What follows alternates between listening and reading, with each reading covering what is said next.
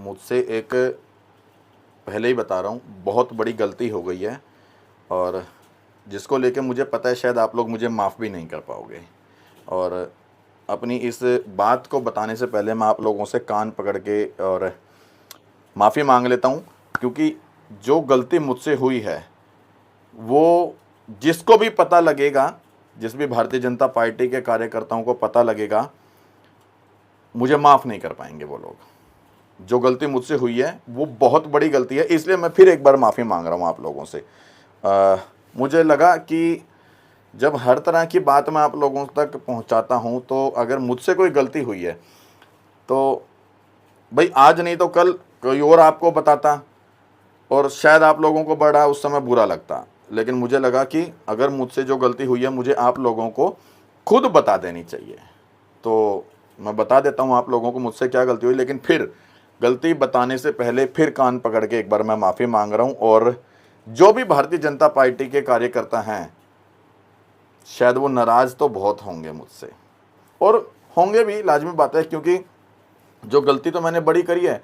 लेकिन अब आप लोग बताना क्या मैंने ये गलती करी है या नहीं करी है, इसका फैसला आप लोग करना। इसलिए वीडियो बना रहा हूँ, इसलिए इस वीडियो में मैं वो बात बताऊंगा कि मैंने क्या किया है।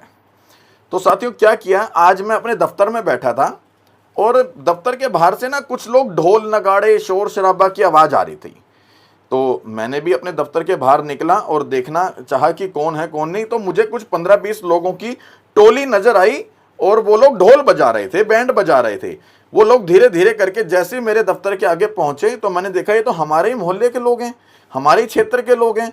और एक नारा वो लोग लगा रहे थे कि अब की बार मोदी सरकार, अब की बार 400 पार। ये सुनकर के मेरे दिमाग में सिर्फ एक सवाल आया। उन लोगों ने मुझसे भी हाथ मिलाया, मैंने भी हाथ मिलाया, और जैसे ही हाथ मिलाया मैंने एक सवाल किया। मैंने कहा आप लोगों को इस चीज की जरूरत नहीं पड़ेगी।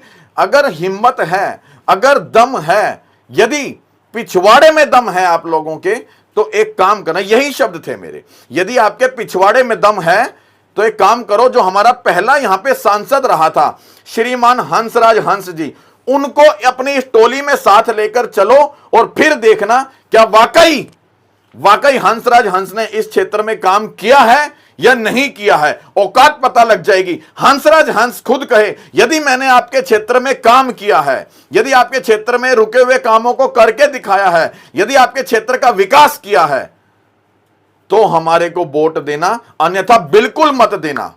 तो शायद आप लोगों को झंडा बैनर और 400 पार के नारे लगाने की जरूरत भी नहीं पड़ेगी। आप सिर्फ उस व्यक्ति को यहां पर लेकर के इस मोहल्ले में घूम जाओ और अपने आप, और वो आंख से आंख मिलाकर यहां के क्षेत्र की जनता से एक बार बात कर ले कि मैंने अगर काम किया है तो मुझे या हमारे आने वाले व्यक्ति को वोट दे देना। बस मैंने ये किया था। तो उन लोगों को बड़ी मिर्च, बहुत मतलब वो लोग तिलमिला गए बहुत बुरी तरह से, और मेरा हाथ जो है ना मिला रखा था, जो मैंने वो छुड़वाने की कोशिश कर रहे थे, मैं पकड़ के रखा। मैंने कहा बताओ ना मैंने सही किया या गलत किया, और वो हाथ छुड़वाकर वो लोग वहां से चले गए।